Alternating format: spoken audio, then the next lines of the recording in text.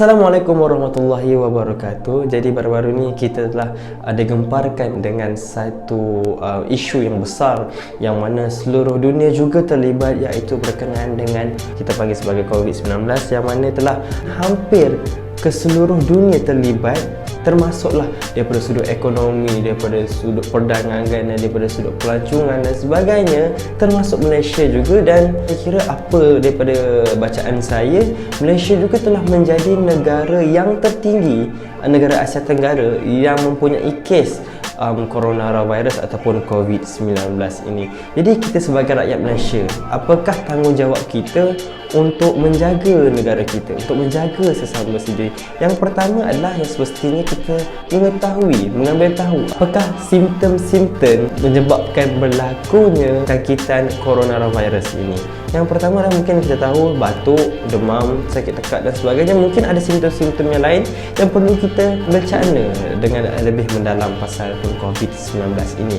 Macam kita tahu, mungkin berpunca daripada negara China sendiri dan datang ke seluruh pelosok dunia, yang menyebabkan mungkin virus ini tersebar dengan cepat sekali. Sedangkan di dalam Islam memberitahu bahawa andai kata kita mempunyai jangkitan virus ataupun penyakit, kita tak sepatutnya bila berlaku di dalam negara kita keluar. Ini adalah kerana kita tidak mahu menjadi punca ataupun kita tidak mahu menjadi penyebab kepada kesusahan dunia.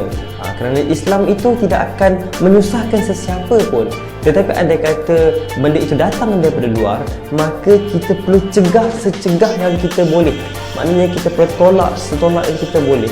Sebab itulah janganlah bila kita dapat cuti itu kita gunakan untuk pergi bercuti ke luar negara, pergi ke shopping kompleks dan sebagainya.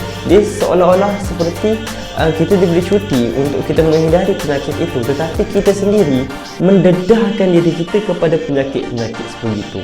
Kenapa kita perlu buat sedemikian? Adakah kita hendak menyerah diri kita kepada penyakit itu dan membiarkan diri kita dijangkiti oleh virus COVID-19 itu?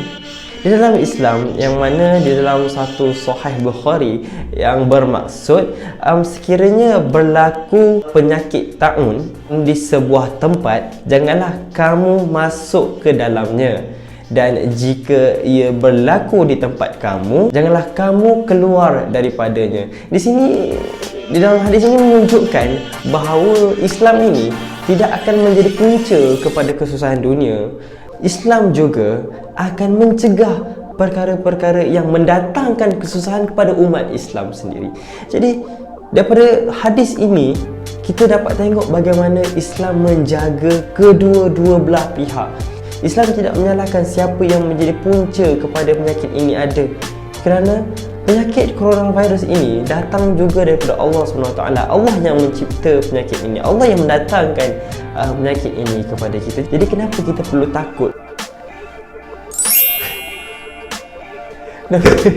Janganlah kita takut kepada COVID-19 ini, adalah kerana kita sebagai umat Islam perlu mengambilnya sebagai satu ujian yang telah Allah turunkan kepada kita, untuk Allah menguji kita di dunia, untuk Allah lihat bagaimana ketaatan kita kepada Allah SWT di dunia. Di dalam surah Al-Syura ayat 30 yang bermaksud, dan apa jua yang menimpa kamu dari saat kesusahan ataupun bala bencana, maka ia adalah disebabkan apa yang kamu lakukan, perbuatan yang salah dan berdosa, dan dalam pada itu Allah memaafkan sebahagian besar daripada dosa-dosa kamu. Jadi kat sini kita boleh nampak, lihat, Allah turunkan penyakit ini bukanlah sekadar untuk menyusahkan kita, tetapi Allah nak membantu kita untuk menggugurkan dosa-dosa kita. Kerana apa? Andai kata penyakit itu datang kepada kita, kita perlulah mencari Allah SWT.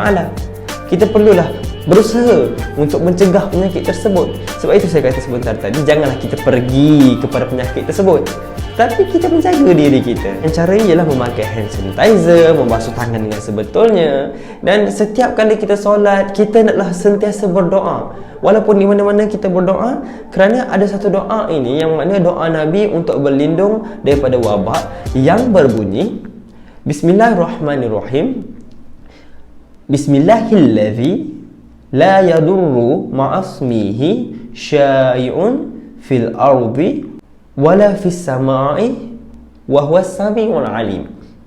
Di dalam doa ini telah menyatakan bahawa kita meminta kepada Allah SWT untuk menolak segala bentuk bala, segala bentuk penyakit agar tidak datang kepada kita. Jadi, kita sebagai umat Islam menggunakan doa-doa yang ada, sentiasa beribadat kepada Allah, dekat kepada Allah, insya-Allah segala penyakit, segala wabak Allah akan lindungi kita. Dan pada masa yang sama, kita juga dapat diampunkan dosa oleh Allah SWT. Jadi, tak kiralah di mana anda semua berada, tak kiralah dalam apa juga keadaan anda berada, ataupun siapa anda, ayo kita cegah COVID-19 dan sama-sama kita menjaga kebersihan dan juga mengelakkan daripada mendedahkan diri kita kepada virus COVID-19.